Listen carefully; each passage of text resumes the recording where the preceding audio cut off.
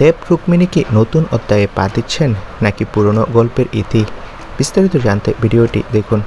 দেব আর রুক্মিণী সম্পর্ক নিয়ে যতই গুঞ্জন ছড়াক, বাস্তবতা হয়তো একটু আলাদা। 12 বছরের সম্পর্ক তো একদিনে ভাঙে না, কিন্তু প্রশ্ন উঠেছে যখন তখন কিছু একটা নিশ্চয়ই আছে। দেব বলছেন ছোটোখাটো জিনিসে ও আমাকে ফোন দেয়, পরামর্শ নেয়, এটা স্বাভাবিক। তাহলে কেন এই গুজব? কারণ রুক্মিণী মুম্বাই চলে যাচ্ছেন আর দেব নিজেও সেখানে ফ্ল্যাট কিনেছেন। দূরত্ব মানেই কি ভাঙন? নাকি দুজনের এখন নিজেদের কেরিয়ারে মনোযোগ দিতে চাচ্ছেন, পাশাপাশি থেকেও স্বাধীনভাবে? টলিপাড়ার এই জুটি কি সত্যি বিচ্ছেদের পথে, নাকি সব গুজব মিথ্যে? সত্যি কি আমরা একটা সুন্দর অধ্যায়ের শেষ দেখতে চলেছি? না, দেব কিন্তু তেমনটা বলল না।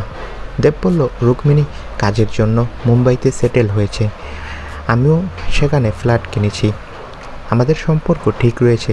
তো বন্ধুরা, দেবের এই মন্তব্যে তোমাদের মতামত কি? কমেন্ট করে জানাও। ধন্যবাদ সকলকে।